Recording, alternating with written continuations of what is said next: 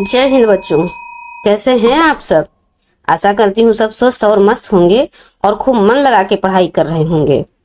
तो आइए बच्चों, अब हम आपका जो ये गद्य साहित्य का इतिहास है जो थोड़ा थोड़ा करके हम आपको पढ़ा रहे हैं बच्चों, पार्ट 1 पार्ट 2 ऐसे करके आपके प्लेलिस्ट में दिया हुआ है। तो आइए बच्चों, आज हम कहानी से प्रारंभ करते हैं। देखिए पिछले क्लासेस में हमने क्या क्या पढ़ लिया, ध्यान दीजिए। देखिए हमने निबंध को पढ़ लिया, टाइप ऑफ निबंध पढ़ लिया, मैंने निबंध पढ़ लिया, जैसे मतलब कितने प्रकार के निबंध होते हैं ये सब हमने देखिए कितने प्रकार के निबंध होते हैं। विचारात्मक निबंध, भावात्मक निबंध, वर्णनात्मक निबंध और विवरणात्मक निबंध, ये सब निबंध के प्रकार हैं बच्चों। इसको हमने अच्छे से समझा दिया है और आपके टेलीग्राम और क्या कहते हैं उस पे प्ले लिस्ट बना दिया है बच्चों। आपका अलग से प्ले लिस्ट क्लास 9th का बनाया है हमने। उसमें गद्य साहित्य का अलग प्ले लिस्ट है और पद्य साहित्य का अलग प्ले लिस्ट है। उसमें आप देखिएगा बच्चों, आपको दिया हुआ है सारे मैटर। तो आप ध्यान से उसको फोकस करके सुन लीजिए। क्यों? क्योंकि अभी से चीजें आप सुनेंगे, पढ़ेंगे, जानेंगे तो आपको चीजें दिमाग में बैठेंगी। तब जब आप क्लास 10 में जाएंगे तो आपको कोई चीज नई नई नहीं लगेगी। जब आपको कहानी के बारे में पढ़ाएंगे तो आप पहले से थोड़ा जानकार रहेंगे और उसमें थोड़ा और विस्तार से ज्यादा दिया रहेगा तो आप समझ पाएंगे। तो आइए बच्चों, अब हम कहानी से प्रारंभ करते हैं। आप लोग भी अपनी पुस्तक अगर हैं तो ओपन करिए और नहीं तो यहीं से पूरे ध्यान से आप सिर्फ सुनते जाइए।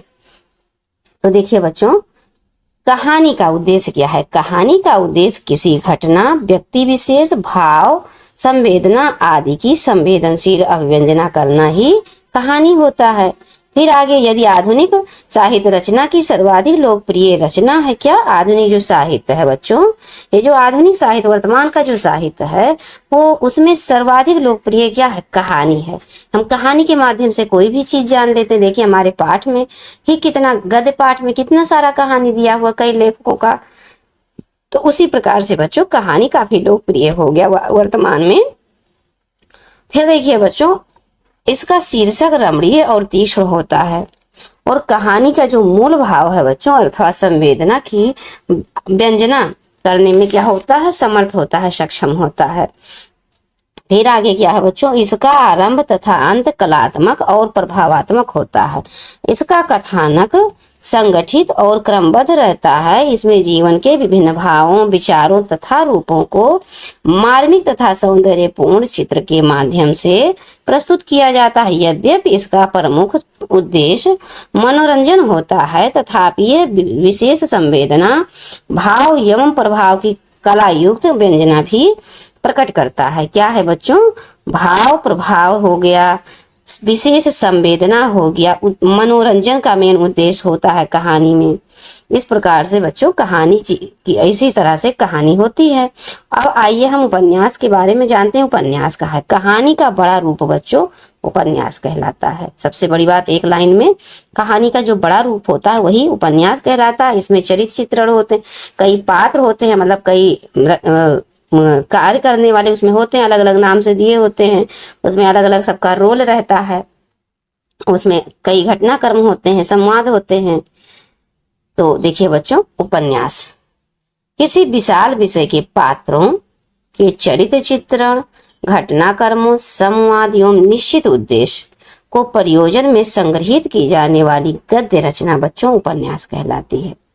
फिर आगे देखिए बच्चों, उपन्यास में कहानी तो है ही, मतलब ये तो कहानी है, लेकिन एक कहानी का बड़ा रूप है, इसलिए साथ ही साथ संयोग आने पर ये काव्य की भांति क्या है? भाव प्रकट करता है, संवेदना जागृत करता है और पाठकों को पढ़ने के लिए मगन कर देता है। एकदम मन लगा के पाठक पढ़ने लगते हैं। श्रीनिवास द्वारा रचित जो क्या है, परीक्षा गुरु, ये प्रथम मौलिक उपन्यास है। अब बच्चों यही मोस्ट इम्पोर्टेंट आपका प्रश्न बनेगा एग्जाम में। क्या बनेगा कि प्रथम मौलिक उपन्यास किसका है? पहले तो क्वेश्चन पूछेगा ये क्वेश्चन, तो आप बताएंगे लाला श्रीनिवास दास का। और दूसरा पूछ लेगा कि लाला श्रीनिवास द्वारा रचित कौन सा मौलिक उपन्यास है प्रथम, तो आप बताएंगे परीक्षा गुरु। इसी प्रकार से 2-3 घुमा घुमा के प्रश्न पूछ सकता है बच्चों। आइए अब हम चलते हैं नाटक की ओर। नाटक क्या है?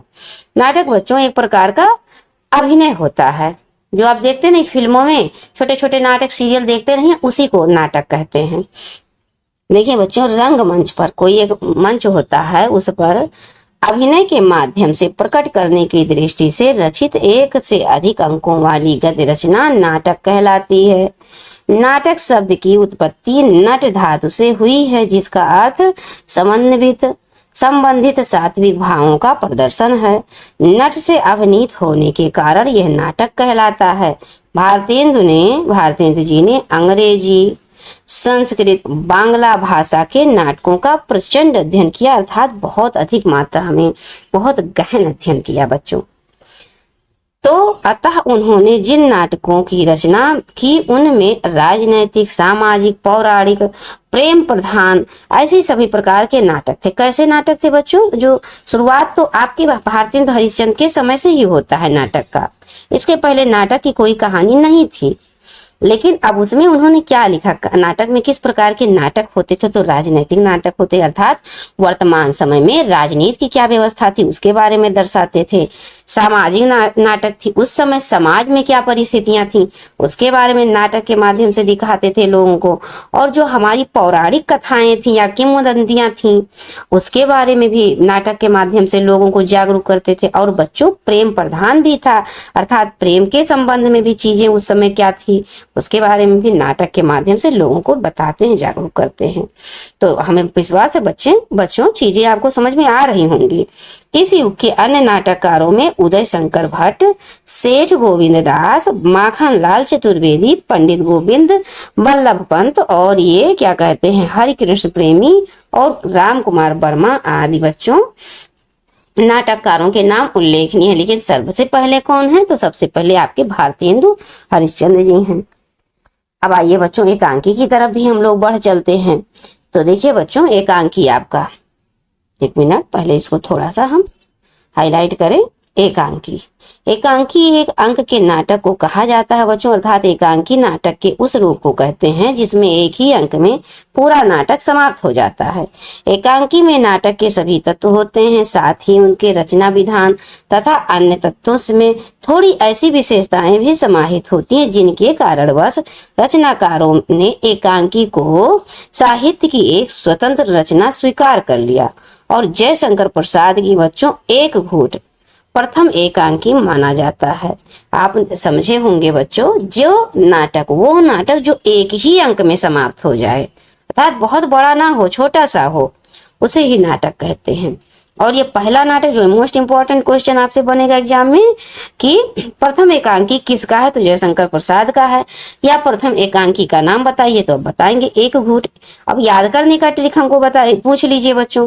तो देखिए, आप ध्यान से देखिए, यहाँ पर देखिए, यहाँ पर ए लिखा है ना, ए से एक और ए से एकांकी, बस जो चूंकि पहली है ना बच्चों, पहली मोस्ट इंपॉर्टेंट है, इसलिए कि प्रथम एकांकी कौन है? तो एक से एक और एक से एकांकी, तो एक एकांकी बस हो गया। इसी से याद किए रहिएगा, कभी नहीं भूलेगा ये एक और एकांकी। तो जीवनी देख ले बच्चों। अब जीवनी क्या है? जीवनी हम बता रहे हैं बच्चों, चीजों को समझिए। जीवनी और आत्मकथा में डिफरेंस देखिए, नीचे आपको आत्मकथा भी दिया है, आगे समझाएंगे। जीवनी क्या होती है बच्चों? जैसे कोई एक कवि हो, वो किसी अन्य व्यक्ति के बारे में, जैसे आपसे कह दिया जाए आप महात्मा गांधी के बारे में लिखिए, या वर्तमान में आप किसी विशेष नेता के बारे में, उनके जीवन परिचय को खूब अध्ययन करके उनकी लाइफ के बारे में और आप लिखिए, तो उसे क्या कहेंगे? जीवनी कहेंगे। लेकिन कहा जाए कि आप अपने बारे में लिखिए, अपने जीवन में जितने बड़े आप हो गए हैं, बचपन से लेके आपका अभी तक समय किस तरह बीता, उसको एक पुस्तक के रूप में लिख डालिए, एक एक करके पर डे वाला जितनी घटनाएं हैं, तो उसको क्या कहा जाएगा बच्चों? तो आत्मकथा कहा जाएगा। इस प्रकार से अंतर समझिए जीवनी और आत्मकथा में। जीवनी किसी और व्यक्ति का कोई और लिख सकता है, और आत्मकथा वही व्यक्ति स्वयं अपने हाथों से ही लिखेगा, उसे ही आत्मकथा कहेंगे। तो आइए बच्चों, अब इस पुस्तक भाषा में समझ लेते हैं। किसी महापुरुष या प्रसिद्ध व्यक्ति के जीवन की प्रमुख घटनाएं, उसके जो क्रियाकलाप होते हैं, डेली रूटीन, अन्य और उनमें जो विशेषताएं होती हैं, उसको गंभीरता से व्यवस्थित रूप से वर्णन करना जीवनी कहलाता है। इसमें व्यक्ति विशेष के जीवन की छोटी बड़ी जो बातें होती हैं बच्चों, उसको वर्णन किया जाता है कि पाठक केवल उसके अंतरंगी जीवन से सुपरिचित नहीं, बल्कि उसके साथ तादाद में, मतलब उसमें एकदम घुल मिल जाना, बहुत अच्छे से उनके बारे में जान जाना, वो प्रमाणित हो जाए कि हाँ ये जो आई लिखे रहे हैं पूरी तरह सही है, तब ही लिखें। तो जीवनीकार जीवनी में उन निर्माण स्थानों पर ओज भी प्रकट करता है जिसके माध्यम से जो कोई उस जीवनी को पढ़ता है उसको प्रेरणा मिलती है, प्रेरणा ग्रहण करता है और अपना जीवन भी प्रगतिशील बनाने में सक्षम हो जाता है, अर्थात नई नई चीजें सीखते अपने आप को भी प्रेरित करते हुए अच्छे काम करने लगता है। जीवनी की सत्यता पर आधारित होने के साथ साथ उसका प्रमाणिक होना भी जरूरी। अर्थात बच्चों यहाँ पर कहने का मतलब यह है कि जो जीवनी होती है वो सत्य घटना पर हो, नहीं कि काल्पनिक का कुछ भी आप लिख दीजिए, और उसके साथ साथ प्रमाणिक भी हो, ये सत्य हो, किसी के द्वारा प्रमाणिक हो। जो आप लिख रहे हैं, जैसे किसी के बारे में लिख रहे हैं तो उनकी जन्म होगी, मृत्यु होगी, कहाँ जन्म हुआ, माता पिता कौन है, क्या क्या उन्होंने शिक्षा ग्रहण किया, कहाँ कहाँ रहे, क्या क्या उन्होंने कार्य किए, किस पद पे रहे, क्या उपलब्धियां उन्होंने पाई, कैसा जीवन उनका व्यतीत हो, ये एक प्रमाणिक होना चाहिए कि हाँ सही है, गलत नहीं है। तो अब आइए बच्चों, अब आत्मकथा की ओर हम आगे बढ़ते हैं और देखते हैं कि आत्मकथा क्या, अभी हमने आपको एक्सप्लेन ही किया है अपनी शब्दों में। अब आइए किताब के शब्दों में देख लेते हैं। जब कोई लेखक अपने जीवन, देखिए बच्चों, अपने जीवन की प्रमुख घटनाओं, अपने गुण दोषों का विवेचन तटस्थ होकर, अर्थात ये तटस्थ होना ही मतलब बच्चों कि ये नहीं कि मतलब आप अच्छाई को बता दिए और अपनी जो कमियां उसको छिपा दिए, नहीं, एकदम तटस्थ होकर अच्छाई को भी आप अपने बताएंगे और अपनी कमियों को भी सामने रखेंगे के भाव से लिखते हैं तो वही आत्मकथा कहलाती है। और इसका रचनाकार स्वयं अपने जीवन की विभिन्न घटनाओं, परिस्थितियों और को पाठकों के समक्ष मैत्रीपूर्ण ढंग के साथ रखते हैं बच्चों। ये संस्मरणात्मक होती है, अर्थात ये याद करने योग्य होती है, संस्मरणीय होती है। इसमें लेखक अपने जीवन की महत्वपूर्ण ऐतिहासिक सामाजिक घटनाओं पर स्वयं की प्रतिक्रिया, मतलब वो जो ऐतिहासिक या सामाजिक घटना है उस पर वो स्वयं क्या सोचते हैं उसके बारे में लिखते हैं। और साहित्यिक आत्मकथाओं में हरिवंश राय बच्चन और बेचन शर्मा उग्र बच्चों विशिष्ट हैं, महत्वपूर्ण है। तो आइए बच्चों, अब हम नेक्स्ट क्लास में आपको रेखा चित्र से आगे लेके चलेंगे। ये देखिए, संस्मरण हो गया, यात्रा विरुद्ध, भेंट वार्ता हो गया, देखिए, तो ये सब हम आगे पढ़ेंगे बच्चों। तो आइए, आज हमने क्या पढ़ा, ऊपर देख लीजिए, समझ लीजिए। ये देखिए, कहानी से हमने प्रारंभ किया, कहानी को जाना, उपन्यास को समझा, नाटक को देखा, उसके बाद एकांकी को भी पढ़ लिया, जीवनी को पढ़ लिया और आत्मकथा को पढ़ लिया। बच्चों छोटे छोटे इसलिए बना रहे हैं कि चीजें आपको समझ में आए, आप ध्यान पूर्वक सुने और फिर क्या है आगे तब बढ़ें, ताकि आप 1 2 बार 3 बार तब तक सुन लेंगे। उसके बाद फिर हम नेक्स्ट क्लास में आपको रेखा चित्र से प्रारंभ कर देंगे। तो कहाँ से प्रारंभ होगा बच्चों अगला हमारा क्लास, तो रेखा चित्र से प्रारंभ होगा। ये बात अपने ध्यान में रखिएगा कि कहाँ से प्रारंभ होगा, रेखा चित्र से। और आप इसको ध्यान से पढ़ेंगे भी, क्या पढ़ेंगे भी ध्यान से। इससे क्या होगा कि चीजें आपको, आपका जो हिंदी के प्रति बच्चों नजरिया है, जो जानकारी हो विकसित होगा, डेवलपमेंट, आप जानेंगे कि नाटक किसे कहते हैं। अब ऐसे क्वेश्चन पूछ लेगा कि फला नाटक किसका है, तो आप जब नाटक शब्द सुनेंगे तो आप समझ पाएंगे कि नाटक क्या है। नाटक एक किसी सामाजिक या राजनीतिक जो भी घटनाएं होती है उसको नाटक के माध्यम से, अभिनय के माध्यम पे, किसी रंगमंच पर किया जाता है, कई लोगों को एक साथ मिलकर उसको नाटक के रूप में, एक समझ लीजिए जैसे आप फिल्म देखते हैं, नाटक देखते हैं, छोटा छोटा नाटक, उसी रूप में आप उसको प्रदर्शित करें लोगों के सामने। समाज की क्या स्थितियां हैं, राजनीतिक क्या स्थितियां हैं या भावनाएं क्या हैं। जैसे श्री राम जी के चरित्र को ले लीजिए, जब आपका रामनवमी आता है तो कितने जगह जगह पर झांकी लगती है, जगह जगह पर सुंदर सुंदर नाटक होते हैं, सीताराम जी का और सारी चीजें, ऐसे होता नहीं है। तो वही बच्चों अभिनय मंच होता है। पौराणिक में आइए आ जाता है आपकी। अब आप जानेंगे भी कि नाटक कितने कितने प्रकार में हो सकते हैं, तो आप बता पाएंगे कि नाटक में क्या चीज होता है, कि हम क्या कहते हैं, सामाजिक स्थिति को भी दर्शाते हैं, राजनीतिक स्थिति को और पौराणिक स्थिति, जैसे रामायण हो गया, हमारा रामचरितमानस हो गया, श्री कृष्ण लीला हो गया, और जो प्रेम संबंधित जो समाज में चीजें हैं उसको भी हम नाटक के माध्यम से दर्शाते हैं। तो ऐसे चीजें हमारा जो मस्तिष्क है बच्चों हिंदी को लेकर काफी विकसित होगा, काफी जानकारी मिलेगी हमको। जानकारी जब मिलेगी बच्चों तभी तो हम चीजों को समझ पाएंगे। और नेक्स्ट क्लास में भी अब निरंतर हमको हिंदी तो छूटेगा थोड़ी, हमारे जीवन भर, जीवन पर्यंत हमारे साथ रहेगा, क्योंकि हिंदी तो हमारी मातृभाषा है, इससे तो हम कभी अलग हो ही नहीं सकते। तो आइए बच्चों, अब इन वाक्यों के साथ हम ये वीडियो समाप्त करेंगे।